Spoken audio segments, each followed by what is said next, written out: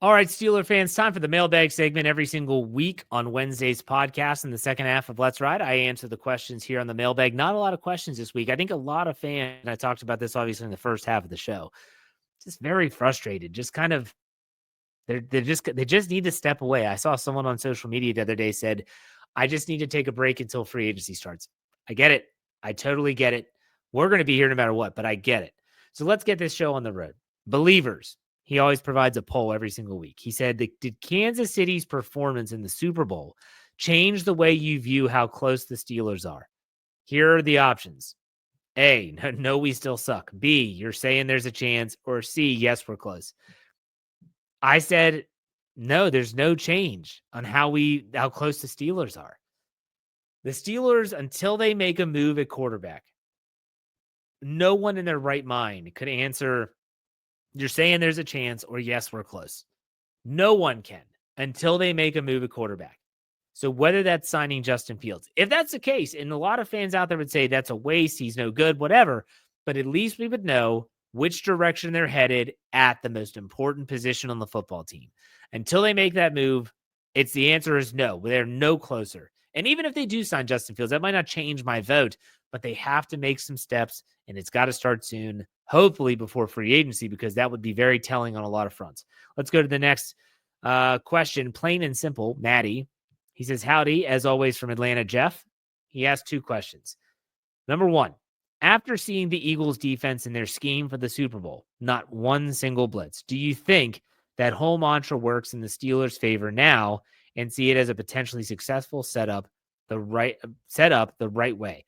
So I tweeted this out after the game. I saw someone posted how the Eagles, and I'm talking about the Super Bowl, mind you, it was about how the Eagles did not blitz once, something that you said there, Maddie.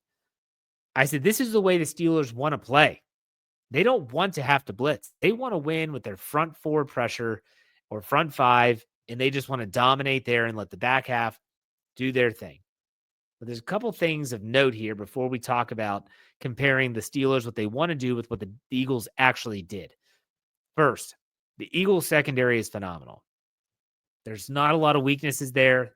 They had two really good rookies in Quinyon Mitchell and Cooper DeJean, and they played unbelievable this season.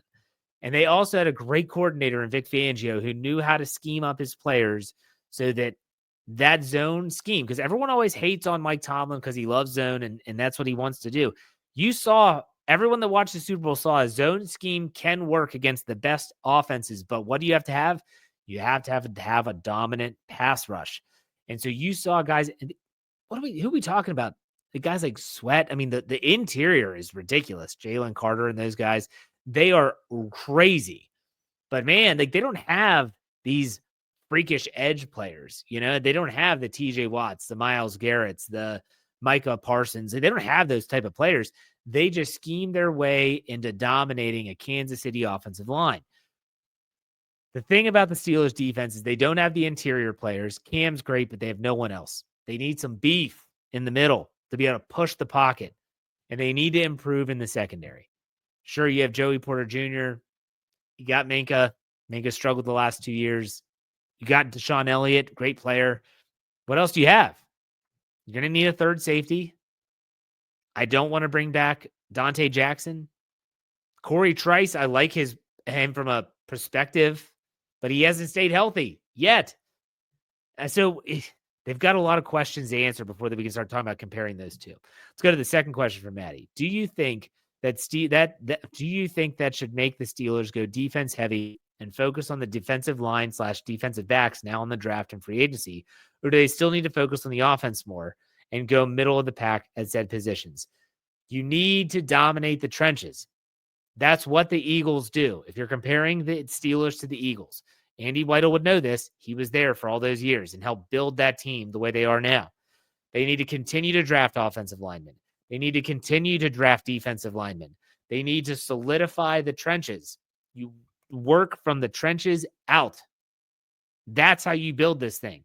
So you could draft a corner, sure.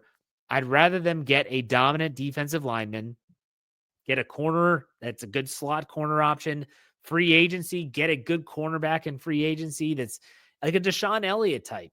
Yeah, he's a great signing. What a phenomenal signing that was.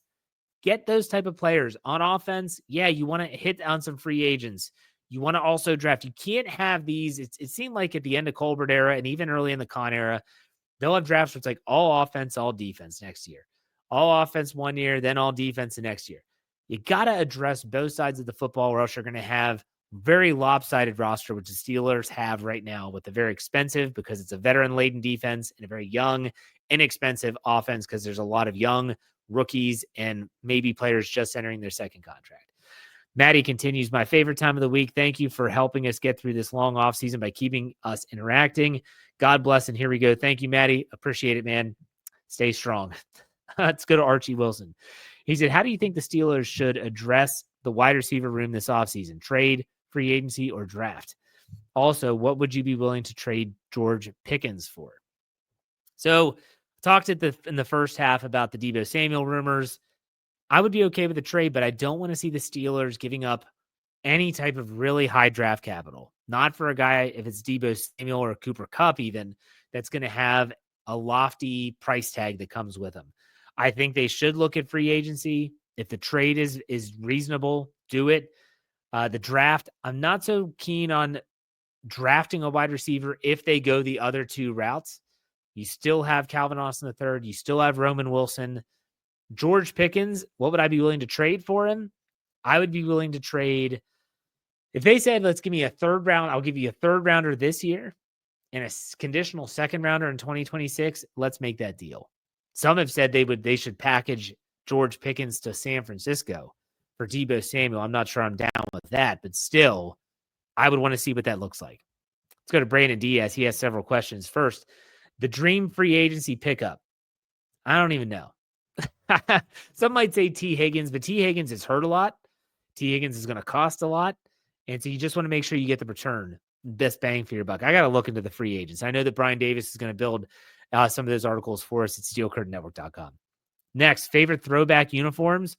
I've always liked the throwback uniforms when this was the early Ben Roethlisberger era. Hines Ward still played, James Harrison, the gold helmets.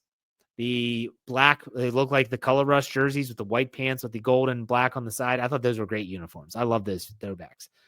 Next question. If you could change the result of one game this year, which one would it be and why? I would probably say the Dallas game. I think that Dallas game, if they found a way to win that game, everything else would have changed in terms of perspectives down the road.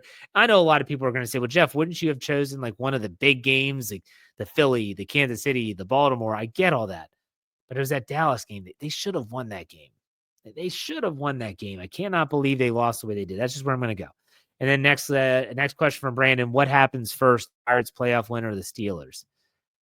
Well, I talked about the Pirates comparing the two in the first half of the podcast.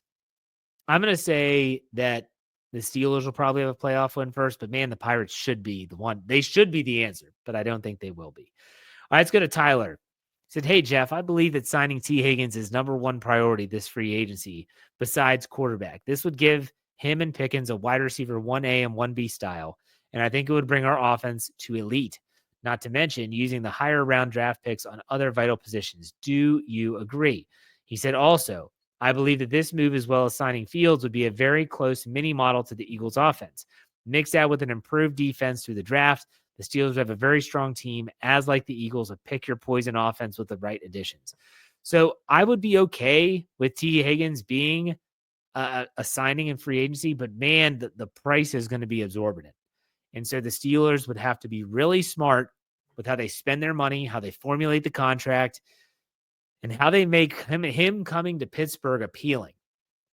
Because tell me a wide receiver free agent that would choose to come to Pittsburgh when they don't even have a quarterback. Who would do that?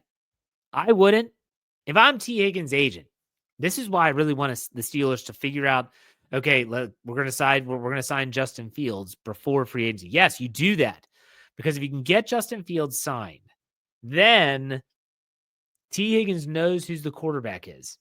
He's not signing up when free agency begins for we're not sure who's going to be throwing you the football.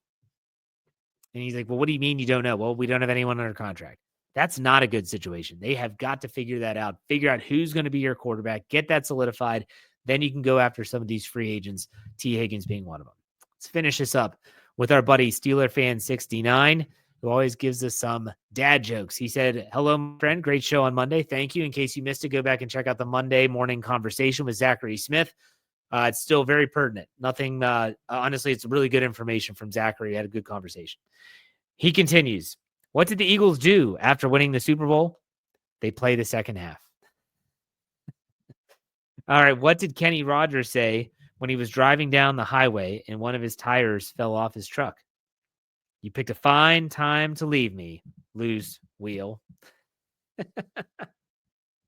Oh, those make me laugh. Good stuff as always. Thank you all very much.